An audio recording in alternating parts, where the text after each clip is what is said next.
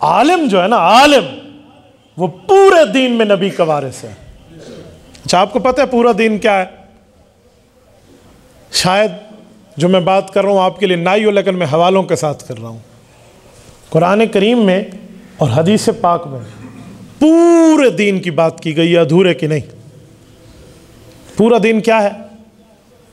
پورے دین میں تبلیغ بھی ہے، تدریس بھی ہے، امامت بھی ہے، خطابت بھی ہے، مصلی بھی ہے، ممبر بھی ہے، تعلیم بھی ہے، تجوید بھی ہے، تصوف بھی ہے، خانقاہوں میں اللہ اللہ بھی ہے، اور اسلامی سیاست بھی ہے۔ یہ سارا دین ہے۔ خالی دین مسجد تک محدود نہیں ہے۔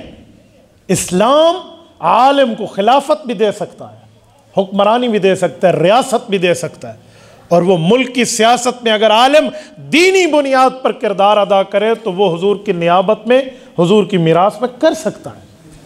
آؤ میں آپ کے سامنے ایک آیت لاتا ہوں، سورۃ نمبر 12 سورۃ یوسف۔ حضرت یوسف بن یعقوب بن اسحاق بن ابراہیم علیہ السلام، سلسلہ انبیاء ہے، سلسلہ الذہب۔ حضرت یوسف علیہ السلام نے فرمایا اجعلنی علی خزائن الارض، کہ میں وزیر خزانہ کے طور پہ بہترین خدمت سر انجام دے سکتا ہوں۔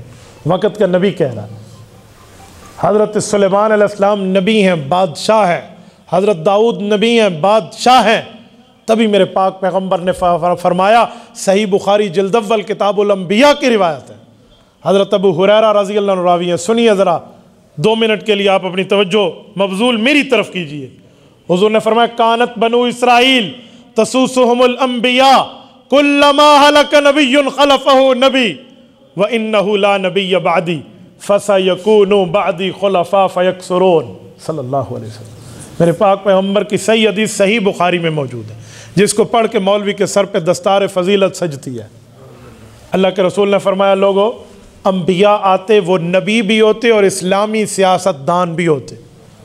صحابہ کرام نے کہا یا رسول اللہ عجیب بات۔ فرمایا جی ہاں، کلما ہلک نبی خلفہ نبی، ایک نبی فوت ہوتا تو اللہ دوسرے کو نبوت بھی دیتے اور اسلامی سیاست بھی دیتے۔ یوں سلسلہ چل رہا ہے، اور اب میں ہوں انہ لا نبی بعدی، میں انبیاء کا آخری نبی بھی ہوں اور انبیاء میں آخری سیاست دان بھی ہوں۔ میرے بعد نئی نبوت کا دروازہ بند ہے۔ تو صحابہ نے سوالیہ نظروں سے پوچھا یا رسول اللہ نبوت ختم ہے تو اب اسلامی سیاست بھی ختم ہے؟ حضور نے فرمایا جی نہیں، فَسَيَكُونُ بَعْدِي خُلَفَاء، فرمایا میرے بعد میرے خلفاء یعنی علماء آئیں گے، 1-2 آئیں گے؟ فرمایا جی نہیں، فَيَكْثُرُونَ، کئی آئیں گے۔ اس حدیث سے پتہ چلتا ہے صرف 2 رکعت کا مولوی امام نہیں ہے، پیغمبر کی وراثت میں وہ امت کا امام بھی بن سکتا ہے۔ آپ یہ نہ سمجھیں کہ 2 رکعت کا امام، وہ قوم کا امام بن سکتا ہے۔ اور عالم جب اسلامی سیاست میں کردار ادا کرے تو پھر وہ کام ہوتا ہے جو رہتی دنیا تک یاد رکھا جاتا ہے۔ میں 2 باتیں کرنے لگا ہوں اور دونوں سید گھرانے سے کرنے لگا ہوں۔ امیر شریعت سید عطا اللہ شاہ بخاری رحمہ اللہ، آپ کے جتنے بزرگ بیٹھے ہیں، جب 1953 کی تحریک چلی تھی تو لاہور کی سڑکوں پر ہزاروں بچوں کا خون نہیں بہا تھا، ہزاروں ہمارے نوجوان شہید نہیں ہوئے تھے، 10,000 بندہ شہید ہوا ہے، 1 لاکھ زخمی ہوا ہے، 10 لاکھ بندہ گھر سے بے گھر ہوا ہے، لیکن قانون مرزائیوں کے خلاف نہ بن سکا، قادیانیوں کے خلاف قانون نہ بن سکا۔ لیکن اس تحریک میں اخلاص میں ہمیں شک نہیں ہے۔ اس وقت قوت تھی مسجد کی، مدرسے کی، مکتب فکر کی، خانقاہ کی، اللہ اللہ والوں کی، تبلیغ کی، تدریس کی، تعلیم کی، تجوید کی، تصوف کی، سب کی ساتھ تھا۔ لیکن اسلامی سیاست کا اس وقت علماء میں کردار اسمبلی میں موجود نہیں تھا، تو اس وقت کے وزیر اعظم خواجہ ناظم الدین نے کوئی ٹس سے مس نہیں ہوا اور اس نے کوئی قانون نہیں بنایا۔ لیکن ایک اور سید خان وادے کا چشم و چراغ، محدث جلیل علامہ سید یوسف بن نوری رحمہ اللہ، 1974 میں جن نے ختم نبوت کی تحریک چلائی، اس وقت قومی اسمبلی میں مسلمانوں کے علماء کی نمائندگی موجود تھی۔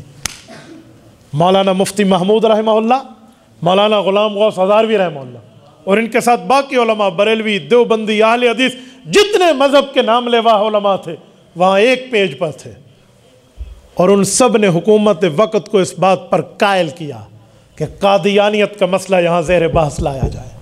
بلاؤ ان قادیانیوں کو جو حضور پاک کی ختم نبوت کے منکر بنے پھرتے ہیں، آؤ اپنے کفر کو اسلام ثابت کرو۔ یہ آئے۔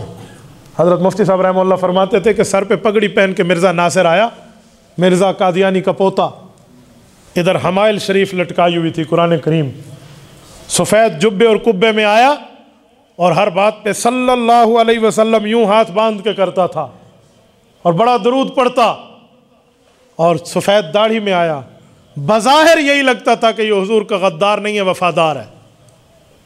حضرت مفتی صاحب فرماتے ہیں 13 دن رب نے انہیں بھی موقع دیا اور ہمیں بھی دیا، 13 دن بحث ہوئی، وہ کچھ نہ ثابت کر سکے، آخر میں اسلام جیت گیا اور کفر ہار گیا جب وہ وہاں پر کافر اقلیت قرار آئی۔ اور اس وقت کی گورنمنٹ پیپلز پارٹی کی تھی۔ آپ کا میرا سیاسی اختلاف پیپل پارٹی سے ہو سکتا ہے، لیکن جناب ذوالفقار علی بھٹو کے اس کارنامے کو ہم خراج عقیدت پیش کرتے ہیں۔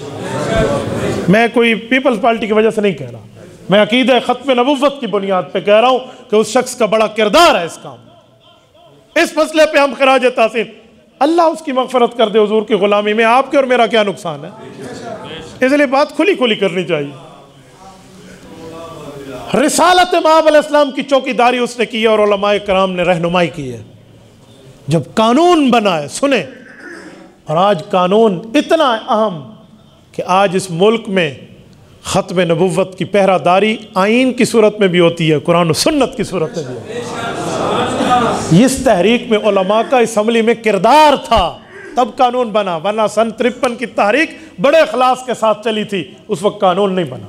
میں نے تبھی کہا عالم صرف مصلی کا وارث نہیں ہے، صرف خطبہ نکاح اور خطبہ جمعہ کا وارث نہیں ہے، صرف عید اور جنازے کا وارث نہیں ہے، صرف ممبر اور مدرسے کا وارث نہیں ہے، صرف تبلیغ و تدریس و تعلیم اور خانقاہ میں وارث نہیں ہے، عالم اسمبلی میں بھی نبی کا وارث ہے۔